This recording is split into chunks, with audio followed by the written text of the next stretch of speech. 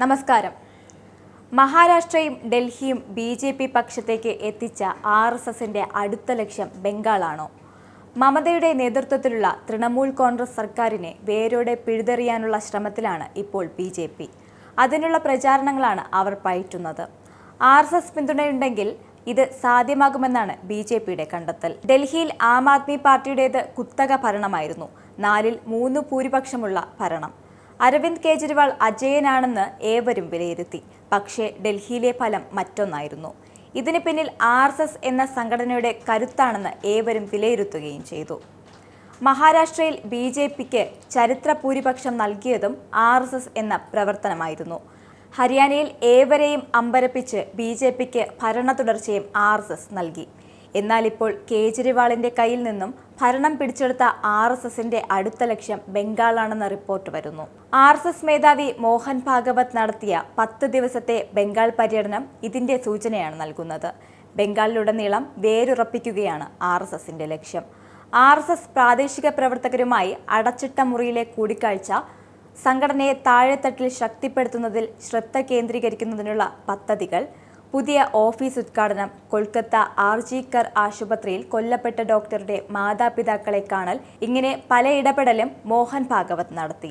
ഭാഗവതിന്റെ സന്ദർശനത്തിനെ 2026 നടക്കാൻ പോകുന്ന നിയമസഭാ തെരഞ്ഞെടുപ്പുമായി ബന്ധപ്പെടുത്തിയാണ് തൃണമൂലും കാണുന്നത്.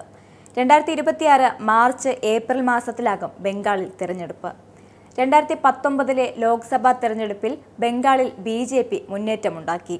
പിന്നീട് കാര്യങ്ങളെല്ലാം മുഖ്യമന്ത്രി മമതാ ബാനർജി അനുകൂലമാക്കി. തൃണമൂൽ കോൺഗ്രസ് അജയശക്തിയായി മാറുകയും ചെയ്തു. ഡൽഹിയിൽ ഇന്ത്യ സഖ്യത്തെ തകർത്താണ് ബി.ജെ.പി. ജയിച്ചത്. ബംഗാളിലും മമതയ്ക്കെതിരെ കോൺഗ്രസും CPM-ഉം രംഗത്തുവരും. ഇതിനൊപ്പം ന്യൂനപക്ഷ വോട്ടുകൾ ഭിന്നിക്കുകയും ചെയ്താൽ ബംഗാളും പിടിക്കാമെന്നാണ് പ്രതീക്ഷ. ഇതിന് സംഘടനയ്ക്ക് ശക്തി ആർജിക്കണം. അതിനുവേണ്ടിയാണ് ആർ.എസ്.എസ്. തലവന്റെ 10 ദിവസത്തെ സന്ദർശനം. ഇത്രയും അധികം ദിവസം നാഗ്പൂർ വിട്ട് ആർ.എസ്.എസ്. തലവൻ മാറി നിൽക്കുക എന്നത് അത്യപൂർവമാണ്. മോഹൻ ഭാഗവതിന്റെ ബംഗാൾ സന്ദർശനം ഞായറാഴ്ച റാലിയോടെ സമാപിക്കും. പൂർബ ബർധമൻ ജില്ലയിലെ സ്പോർട്സ് അതോറിറ്റി ഓഫ് ഇന്ത്യയുടെ ഓഡിറ്റോറിയത്തിൽ വെച്ച് സ്വയം സേവകർ ഉൾപ്പെടെയുള്ളവരുമായി അദ്ദേഹം അഭിസംബോധന ചെയ്യും. റാലിക്ക് പശ്ചിമബംഗാൾ സർക്കാർ അനുമതി നിഷേധിച്ചിരുന്നു. തുടർന്ന് ഹൈക്കോടതിയെ സമീപിക്കുകയും കൊൽക്കത്ത ഹൈക്കോടതി റാലിക്ക് അനുമതി നൽകുകയുമായിരുന്നു. പരീക്ഷ നടക്കുന്ന സമയമായതിനാൽ പരീക്ഷാർത്ഥികൾക്ക് അസ്വസ്ഥതയുണ്ടാകുമെന്ന് പറഞ്ഞായിരുന്നു സംസ്ഥാന പോലീസ് അനുമതി നിഷേധിച്ചത്. ഇതെല്ലാം ആർ.എസ്.എസ്. അനുകൂലത ബംഗാളിൽ സൃഷ്ടിച്ചെന്ന വിലയിരുത്തൽ പരിവാറിനുണ്ട്. ഡൽഹി നിയമസഭാ തെരഞ്ഞെടുപ്പ് ഫലം പുറത്തു വന്നതിന് പിന്നാലെ പശ്ചിമബംഗാൾ മുഖ്യമന്ത്രി മമതാ ബാനർജിക്ക് മുന്നറിയിപ്പ് നൽകി ബി.ജെ.പിയുടെ മുതിർന്ന നേതാവും പ്രതിപക്ഷ നേതാവുമായ സുവേന്ദു അധികാരി രംഗത്തു വന്നിരുന്നു. ഡൽഹിക്ക് ശേഷം പശ്ചിമബംഗാളാണ് അടുത്തത് എന്നാണ് സുവേന്ദു അധികാരി പറഞ്ഞത്. ഡൽഹിയിൽ ഞങ്ങൾ ജയിച്ചു, അടുത്ത വർഷം ബംഗാളിലെ ഊഴമാണ്. ഡൽഹിയിൽ താൻ പ്രചാരണം നടത്തിയ ബംഗാളി ആധിപത്യമുള്ള പ്രദേശങ്ങളിൽ ബി.ജെ.പി. വിജയിച്ചതായും അധികാരി പറഞ്ഞു. ഡൽഹിയിലെ ബംഗാളി ഭൂരിപക്ഷ പ്രദേശങ്ങളിൽ ഞാൻ പ്രചാരണം നടത്തി. അവിടെ അടിസ്ഥാന സൗകര്യങ്ങൾ മോശമാണ്. അവർ ഡൽഹിയെ തകർത്തു. ഡൽഹിയിലെ മിക്ക ബംഗാളി പ്രദേശങ്ങളിലും ബി.ജെ.പി. അനായാസ വിജയം കണ്ടു.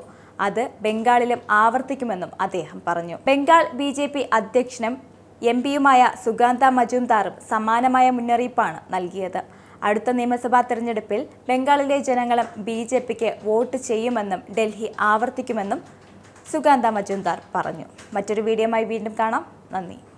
നിങ്ങൾക്കും ആനന്ദ മീഡിയയുടെ പ്രേക്ഷകരിൽ ഒരാളാകണ്ടേ?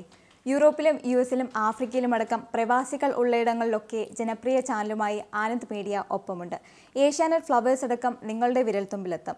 ആദ്യം റോക്കു ബോക്സ് സ്വന്തമാക്കുക.